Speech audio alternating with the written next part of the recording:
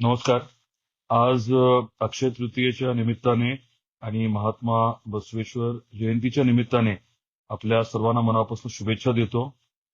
आज सकाळपासून बऱ्याच जणांचे फोन आले होते.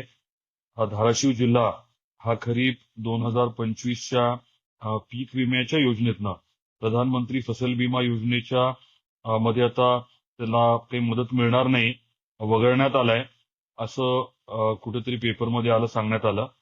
पहिलं तर मला आपल्याला हे स्पष्टपणे सांगायचंय की ही बातमी, ही माहिती चुकीची आहे.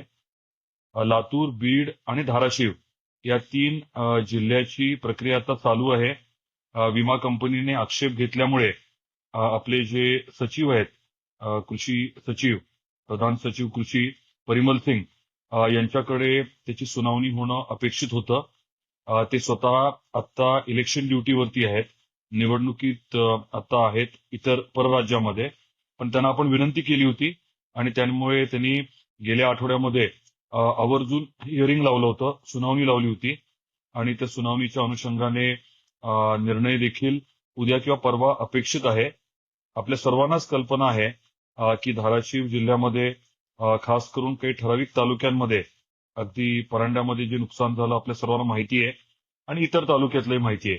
त्यामुळे झालेलं नुकसान जे आहे ते सर्वांना माहिती असल्यामुळे पीक विमा आणि आपली जी नुकसान भरपाई अपेक्षित आहे पीक विम्याच्या स्वरूपामध्ये ते निश्चितपणे मिळणार आहे. मी सांगितल्याप्रमाणे ती प्रक्रिया चालू आहे. केवळ धाराशिवच नाही तर लातूर आणि बीड या जिल्ह्याच्या बाबतीत देखील तिथल्या संबंधित विमा कंपनीने आक्षेप नोंदवले होते. आधी जिल्हाधिकाऱ्यांच्या स्तरावरती नोंदवले होते. तो विषय फेटाळण्यात आला, क्लिअर झाला. आता सचिवांच्या लेव्हलवरती ही प्रक्रिया झालेली आहे आणि मला खात्री आहे की सचिव देखील हे विमा कंपनीकडनं आलेले जे काही चुकीचे आक्षेप आहेत ते निश्चितपणे फेटाळतील. नवीन याच्यामध्ये असं आहे 2025च्या पीक विम्यामध्ये की टेक्निकल यील्ड, तांत्रिकदृष्ट्या उत्पादन किती आहे हे काढण्याची प्रक्रिया देखील केली गेलेली आहे आणि 50% वेटेज हे टेक्निकल यील्डला आहे. 50% आपण केलेले जे पीक कापणी प्रयोग आहेत त्याला आहे आणि ही प्रक्रिया जी आहे ती व्यवस्थित राबवून घेण्याची जबाबदारी आपल्या कृषी खात्याची आहे, महसूल विभागाची आहे आणि ती प्रक्रिया त्यांच्याकडनं चालू आहे. त्यामुळे कुठल्याही अशा चुकीच्या बातमीवरती आपण विश्वास ठेवू नका.